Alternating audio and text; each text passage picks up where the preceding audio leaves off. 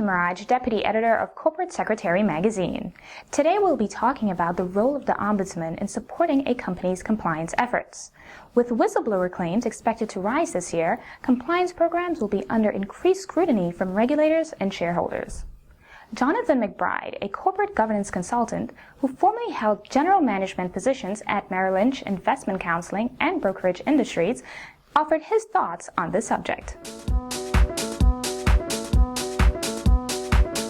I'm terrified of what I don't know. And then I look at the work of the Ethics Resource Center and KPMG and others who do employee surveys. And they find, if I can generalize the results that I've seen, that in any given year, between a third and three-quarters of the employees of a company will see at least one incidence of malfeasance. And of that cohort, a third or a quarter to a third say nothing. They're scared. They don't know who to go to. They don't know what to say. They don't know what they think would be a fair outcome, and they're actually afraid of retribution. Even though retribution is illegal, they don't believe it won't happen if they speak up. So you have one cohort of directors, I'm terrified of what I don't know, and you have another cohort of employees that know things and don't know who to tell. How do you marry up those two interests? The organizational ombudsman is a terrific solution to that. The board members don't need to know the source of the issue. They do need to trust their intermediary, that the intermediary will sort the wheat from the chaff and will only bring issues to them that command their attention. So part of what sort of a person a board should look for an ombudsman is someone who commands respect and has credibility in the boardroom and simultaneously is accessible to individuals in the company at all levels. It's a lot to ask for, but it really works.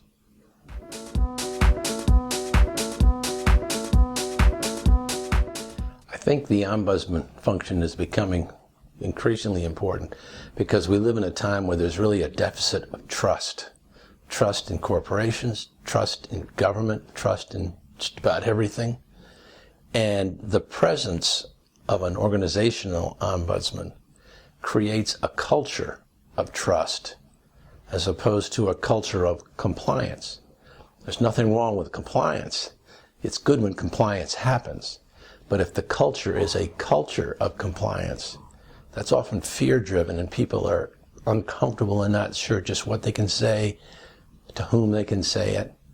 But when there is an ombudsman present to act as an intermediary, it gives them a sense of trust and candor and accountability.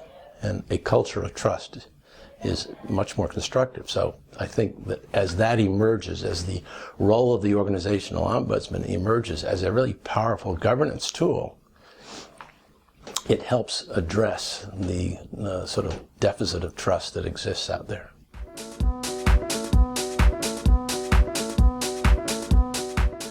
Ombudsman can minimize whistleblower claims in some ways by creating a culture and a context within which it doesn't occur to people to blow a whistle. Think about conflict resolution as happening within a continuum of, say, from 1 to 15. Whistleblowing happens at about 14. Individual hasn't been able to find a voice, hasn't been able to be heard, is feeling a bit desperate. Otherwise, why would they pick up a bright orange fluorescent emergency tool like a whistle and blow it? Wouldn't it be nice if there were a mechanism at about 2 on that continuum where someone could go and safely address the issue on their mind, be heard, and have some help in sorting out what would be reasonable actions to take to address and resolve the issue? An ombudsman function is at about 2 or 3 in that continuum. If it's there, people feel a sense of trust. They feel comfortable that they can sort out what their concern is And in fact, because they can be heard and they can find the solutions to their problems, it never occurs to them to blow a whistle.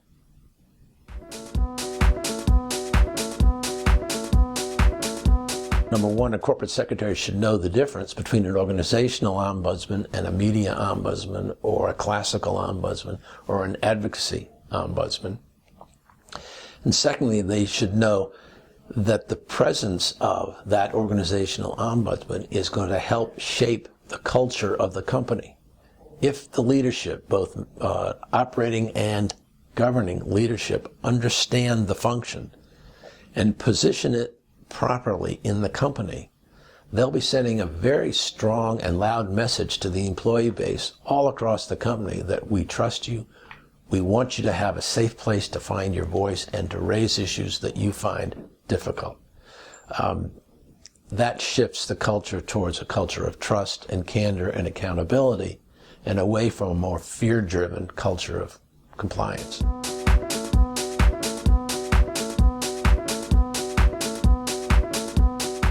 The relationship between the ombudsman and the corporate secretary can be quite direct. Often the corporate secretary is the senior governance, the chief governance officer, and as such can help draft the charter for the ombudsman office and set up the roles and responsibilities and the reporting lines for the ombudsman. Also, as the corporate secretary is the gatekeeper to the board and wants to stay aware of what the board needs and to help educate the board to emerging best practices in compliance, ethics. The corporate secretary can introduce and support the ombudsman's function with the board. And lastly, the corporate secretary also